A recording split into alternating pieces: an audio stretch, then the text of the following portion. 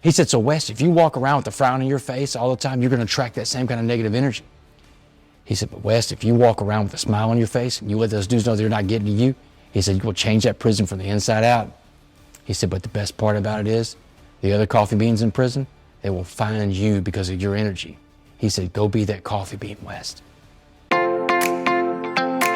Welcome to Philosopher Insights, the podcast that delivers wisdom in minutes a day that you can put into practice daily and strive to master over a lifetime. The podcast committed to sharing ideas that encourage you to bridge the gap between who you are today and the person you aspire to be in the future. Hi, my name is Herb Lamba, and welcome to my podcast, where I will share practical insights from the world's best authors. Knowledge isn't power. Applied knowledge is. The quest to become the best version of you starts right now. Hi, and welcome to today's Philosopher Byte. Today's Byte is inspired by a guest on Ed Mylett's podcast this week. I had never heard of Damon West, and surprisingly, I'd never heard of the carrot, egg, coffee bean analogy. Today's clip is not from Ed's podcast, but I'm putting a link to his podcast in the show notes because I think it may be one of the best podcast episodes ever. Damon proves that no matter how bad your current circumstances are, you're not stuck in those circumstances. You can change, and Damon did a complete 180 in his life. He went from prisoner sentenced to 65 years in prison to motivational speaker inspiring people all over the world with his story. He's one of the best examples I've ever seen of a person who turned his life's mess into his message. And it certainly should give us all hope that we could do the same, no matter how bad things seem today. Here's Damon. Damon Joseph West, you are hereby sentenced to 65 years in the Texas Department of Criminal Justice. And I just remember hearing my mother gasp on the front row. You know, the sound only a mother can make when she hears her son get a life sentence in prison. 65 years is a life sentence, y'all, and that's the maximum that you can get. That, to me, was my rock bottom moment. It was at that point in my life that I knew that something had to change, and that something was me. Where they took me out of the courtroom in handcuffs and shoved me out of there, put me in this little room on the side of the courtroom. 5 minutes later, my parents came in. They're going to give them one last visit with me before I go to prison. And my dad can't talk. He's in stunned disbelief. You know, he just saw his son that had all this promise in life. I played college football and played quarterback at the University of North Texas in the 90s. Damon West is the starting quarterback. I went on to work in the United States Congress. I worked for a guy running for president of the United States. I worked for one of the biggest Wall Street banks in the world, UBS, to train to be a stockbroker. And he just saw that guy with all that promise get a life sentence for a bunch of property crimes around meth. So my mom did all the talking. And she told me a very valuable lesson. She said, debts in life demand to be paid, Damon West. And you just got hit with one hell of a bill from the state of Texas. She said, but you did the things they said you did at that trial. So you got to go pay that debt to society. She said, but you owe your father and I a debt too. She said, we gave you all the love and opportunity and support to be anything you wanted to be in this life. And this is what you chose. This is the path you went down. The debt you owe to us.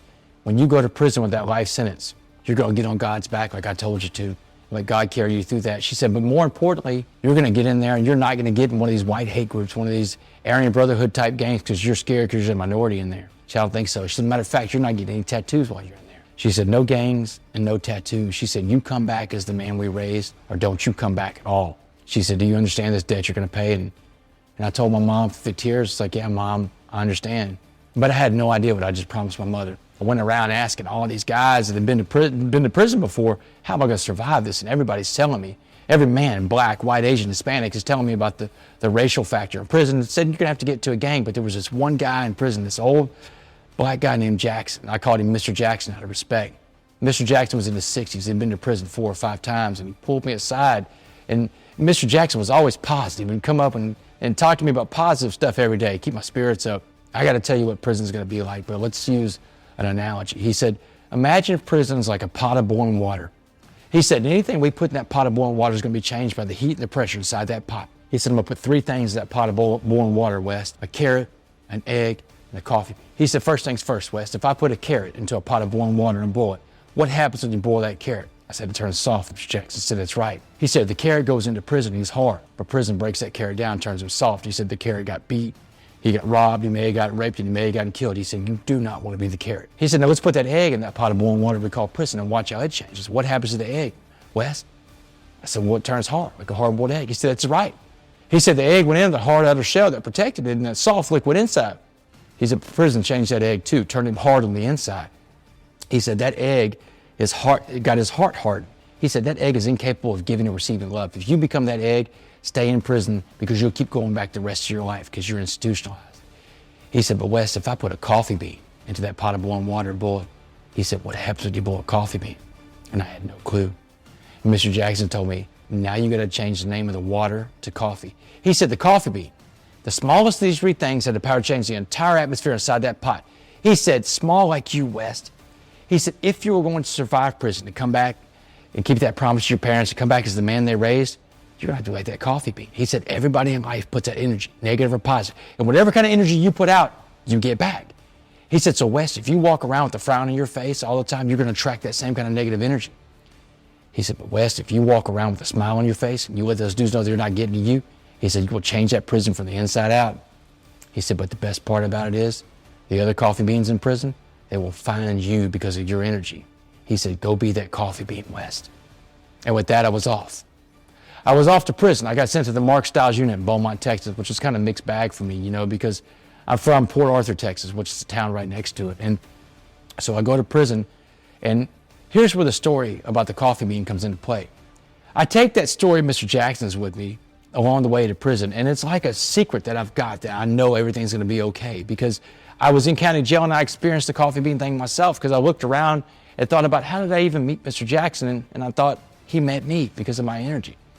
So when I get to prison, I start applying the rules of being a coffee bean. Coffee bean life lesson number 1 is one of the most important. You have to get up every day and you have to work out. And I'm not talking about working out in your body. That's one of the areas. You have to work out in 3 areas every single day: spiritually, mentally, and physically. You have to get in shape and stay in shape. And when I'm talking about this, I'm saying what you are what you eat. And that's not just talking about food. You are what you eat means, what are you feeding yourself mentally? What kind of books are you reading? What kind of videos are you watching? What kind of websites do you go to? What do you feed yourself mentally? Spiritually, what do you feed yourself? Do you tap into something spiritually every day, every week, every month, every year? If you don't, it's a big universe. You should consider it. And physically, what are you feeding yourself? And what are you doing to stay in shape physically? Spiritually, mentally, and physically. Stay in shape every single day. Coffee bean life lesson number 2, the secret to life. Funny how sometimes you learn some biggest lessons in your life in some of the oddest places. And I would say a maximum security prison in Texas is a weird place to learn what the secret to life is, but that's where I learned what the secret to life was. And so let me just share with you, without any more anticipation, what the secret to life is. The secret to life is one sentence, and it's real simple. The secret to life is serving others and being humble. It's in 2 words: servant leadership. Servant leadership is helping other people achieve their goals in life, helping raise other people up to a different station of life. Because man, when you are helping someone else achieve their goals in life, you're helping yourself. And that's the way the universe works.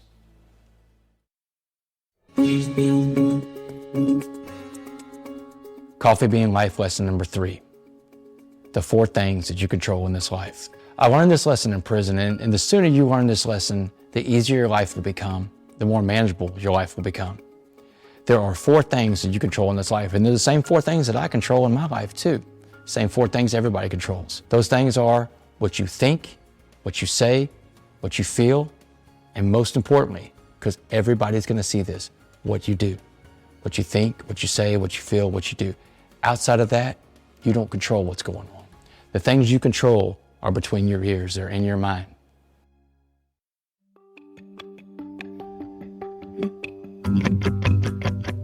Coffee bean life lesson number 4, your past does not define you.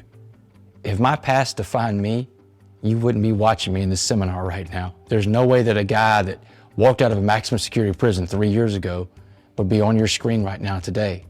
Your past does not define you. Your past wins don't define you. Losses don't define you. Your past is your lesson. The present today, man, that's a gift. That's a gift. You got to get up today and make something happen. The future is your motivation. You know, your future goals, your future plans, your future goals to be a better servant leader one day, to be better husbands, better wives, better fathers, better mothers one day. That's what your motivation is every single day. The past is your lesson, the present is a gift, and the future is your motivation.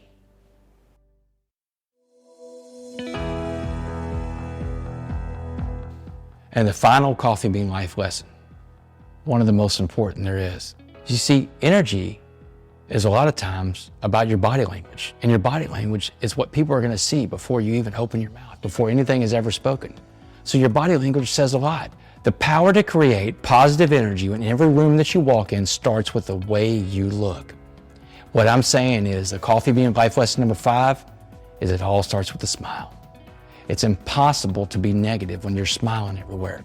And when you're smiling, just like I walked through that prison, had a smile on my face like Mr. Jackson told me I had to have, you will attract the other positive energy in the room, and you will be a coffee bean.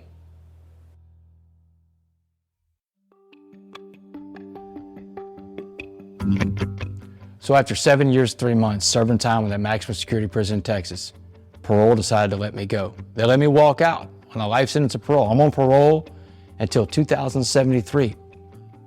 But I don't care about that because I go around all over the country sharing my story with college football programs, with high schools, with junior highs, church groups, and corporations, and sharing my story. Part of it is a warning about the dangers of drugs and the consequences of bad decisions, but the other part of it, the big part of it, is about that coffee bean message, that message of hope, that message that anybody can be the change agent.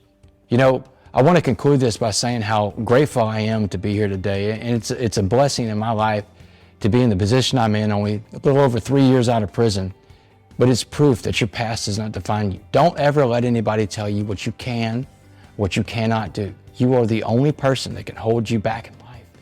And the most beautiful thing is to wake up every morning and look in that mirror and talk to the only person that can hold you back. Look in that mirror and say this simple sentence. It's 10 words and 20 letters, the most powerful sentence in the English language. If it is to be, it is up to me. And that is a permission statement, and it's worth repeating. If it is to be, it is up to me. All good presentations have a call to action, and my call to action is this. It's the same call to action that Mr. Jackson gave me before I went to prison when I left from county jail. Go out there and go be that coffee bean. Which are you? How do you respond when difficulty comes knocking?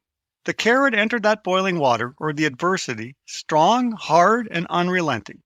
But the boiling water caused it to weaken and lose its strength. If adversity and obstacles in your life leave you feeling weaker, fearful, or lacking confidence, then you probably resonate with the carrot. The delicate egg's liquid interior had been shielded by its flimsy outer shell.